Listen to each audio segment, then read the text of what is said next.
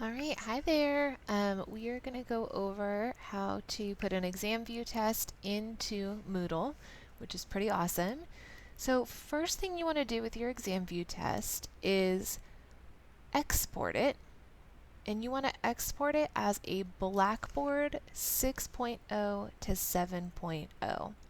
So you probably have it already saved as an ExamView file, but we want to specifically get it into this Blackboard format. When you do that, give it a name, and you'll notice that it's saved as a zip file, or it looks kind of like a zipped up file, so that you know you're doing it right if it looks like that. And again, it says Blackboard 6.0 to 7.0. Pick your name for the test, probably the same thing as whatever you named it when you saved it as a test in the first place, and hit save. Then what's going to be a little different is you're going to get this screen pop up. And I will be honest, I don't totally know what this means, but I always just type in all the same things that is the same title as my test. So I called it A2 Chapter 11. I think I said test. A2 Chapter 11 test. I'm leaving the description blank. I'm not changing the formatting or the feedback. But my name and my directory name are whatever I want my test to be called. And then I say, oh, okay. And of course, pay attention to wherever you saved it. Hopefully you did that because you are going to have to import it, so you'll need to know where you saved it, whether it's on your desktop, in a certain file, folder, wherever you have it. Make sure you know where that is saved, and if you don't, go back and save it again somewhere that you know where it is. And maybe you don't make that mistake, but I make that mistake all the time. Okay, so that's the ExamView piece. Once you've exported it in that Blackboard 6.0 to 7.0 format, it's ready to go. Then I'm going to come over to my course in Moodle and just make sure you're in your course. Always a good idea to turn editing on first. Whoops, not that one, this one. Make sure your editing is turned on. But then I'm actually going to go in this menu, once I've turned my editing on, all the way down to More. Alright, so I'm on that gear where edit settings normally would be. I'm not going to edit settings, so I'm going all the way down to More. And then if I scroll way down to the bottom of this More page, this is my course administration. This is kind of where everything is. I want to go all the way down to the question bank. And I'm going to click on Import.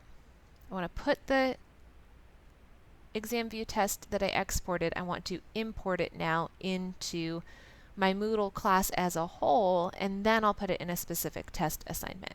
So I'm going to go ahead and click on Import.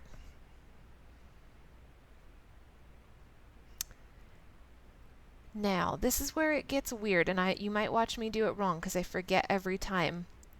I believe you're calling it ExamView.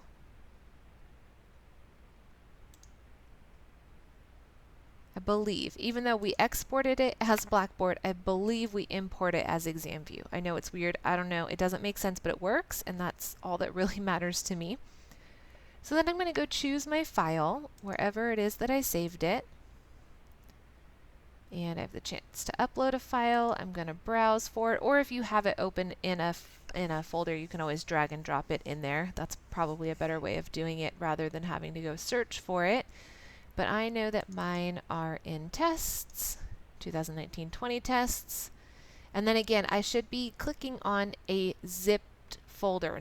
This is what it looks like when it's saved as an ExamView test file. That won't work to import. It has to be a zipped folder. Then I'm going to say upload this file. And hopefully this works. If not, then I know I have to click on Blackboard again.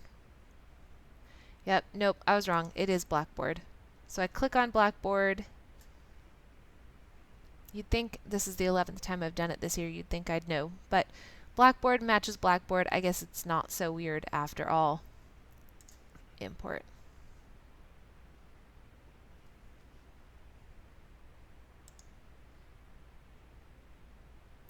All right, so then you should get this page that has a list of all of the questions you had on there, and it'll tell you right here, importing however many questions. Make sure that number matches the number of questions on your test. If you have some short answer, numerical, matching, anything other than multiple choice, like I said, sometimes it gets a little funny about it, and so if it, for example, if you get a red bar with something with an error or this number doesn't match, then some of those might not have worked. But I had 20 questions that I exported. It imported 20, which means I'm good to go, which is very exciting. All right, so then if I scroll all the way down to the bottom, I can just hit continue. And there they all are. There's those 20 questions.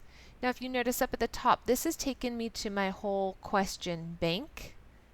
I actually have a bunch of folders in here, right, from all the tests that I've done. So as you add and add and add content, they'll all be here in this question bank. All right, but I don't want a question bank. I want to actually make a quiz. So I'm going to go back to my main Moodle page by clicking on the title of the class in those little breadcrumbs. And I'm going to go down to whichever section I want to put it in. We are way down here in April. It's April. And you'll see I actually have mine created and hidden, but you can go to add an activity or resource and go down to quiz and add. And then I'll go through setting by setting what you want to have on that. So once you hit add, it'll look the same as when I go to my edit settings page. All right, so you'll start by giving it your title, whatever you want to call it, your final, or however you want to do that. And then any information you want to put in the description, and the trig identities note sheet. I added an extra resource for them. For this test, please attach it with your work. Let's see. I want to change some of my language here. It's not due March 25th. That is already a past date. It will be due the 15th. So I'm going to change that. Now, none of this really does anything. This is just information that I'm sharing with the students. So anything you want to put in there, I usually put there whatever I would normally have in the top chunk of my test, like on the final, whatever directions would print out over here. If it's for the final, you might want to, well, I guess there's no proctors, but you know, clarify which resources can be used, what the time limit is, etc., etc., etc. Anything, that kind of information you can put in the description. And for something like this, I always like to check the box that says display description on course page, because then it shows up. I don't do that with everything or it gets too crowded, but it's kind of nice to have for like big things like this, to have that show on the course page so they can actually see it before they click on the assignment. All right, so then there's a million settings here, and we haven't even gotten to importing questions yet, so I'll just try to go through the settings quickly. For the final, there will be a time limit on it, and I guess you can decide how you want to handle that. I personally, for chapter tests, always have them close on a certain date, and I love that because then if a student misses their week-long window of time to take the test, they can't come take it late. It's closed. There's no option. And so then they have to email me and say, Mrs. Gray, I didn't take the test. Can I get a retake? And then we get to have that conversation. For the final, I guess you'll just kind of decide how you want that to work. If you have an open and close date, probably we won't want it to open until the date of the final, right? You'll want it to open Tuesday morning, May 10th, or whatever that date is, and then close Tuesday night unless you have some reason why students would be taking it other times. So anyway, you'll probably want an open and a close time. And then you may even want a time limit in there, if you want to make it 2 hours, something like that. When time expires, open attempts are submitted automatically. You've got some choices here. I like this because when I've done it other ways, students have gotten confused and they've finished but not submitted, or ran out of time but never hit the submit button, and so they've got this attempt sitting in there, and it won't give them a grade because they didn't hit submit, and I can't do anything from my end to make it submit. So I just like it to be automatic. When the time's over, it just goes in. So I'm going to uncheck some of this stuff though, since this is my chapter test I'm playing on here. Then for the grade, choose what category you want it to go into in your gradebook. If you want to do completion tracking with a passing grade, I like to do this so that if they pass it, it automatically gets a little check mark. If they don't pass it, it doesn't, and again, that facilitates a conversation. Well, why isn't this checked off? I finished it. Yes, but you got a 35%. Let's talk about why that is not actually mastering the material, right? So you can do that if you want to. Certainly don't have to. You can leave, actually I'm going to tell you to leave the layout alone, the question behavior alone. The review options though, this is important. So if you're having the quiz close completely, like after May 11th, nobody can check it out ever again, then you can have everything show. Although since it's a final, you may not want students to see every single thing. You might not want to publicize the right answers. You know, it's up to you to kind of decide how much of that you want them to be able to see. What does matter though is that at some point, whether if the quiz closes or if the quiz never closes, that you do it here, the points have to show, because if you don't have points checked, they won't see a grade in the gradebook. I ran into that last semester because I didn't want to share any information about, you know, really the answers on the final, because it's a little bit, you know, more secure than a regular chapter test, and the grades never showed up because I hadn't selected points. So this points means like what is their actual grade to go into the gradebook. So you'll want to leave those things checked. Keep going down. Activity completion. Again, if you want to make those conditions happen, if you haven't been doing it all semester, you don't necessarily need to do it now, but it's a pretty cool tool to have. And then you will save not in return to course, but save and display.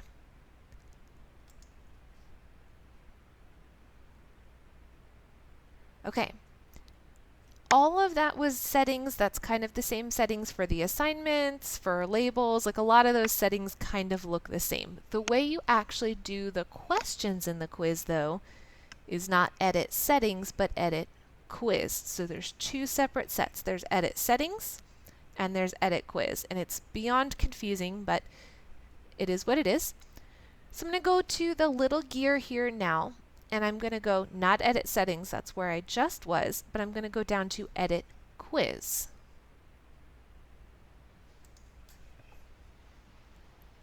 All right, now these are all old questions from my chapter 10 test because I just copied it so that I could keep the settings the same. So I'm going to go ahead and delete all of those except for that one, and I'll show you what that is in just a minute.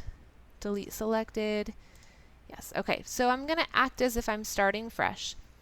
This is the question I keep on every single chapter test and the final, and I'll just show that to you. I always make it the last question. It just tells the students what my expectations are for their work being scanned in. If they have a note card, I ask them to include it as well. I give them directions on how to do it. Your grade for the test will not be finalized. I make them attach it as one PDF. And I require an attachment. That's the thing. That's the kicker. If they just type something in, it doesn't do anything. They have to actually attach scanned work. All right. So that one I always keep in the test. That's always my last question. Now I'm ready to add in those questions that I imported from ExamView. So I'm going to go to Add.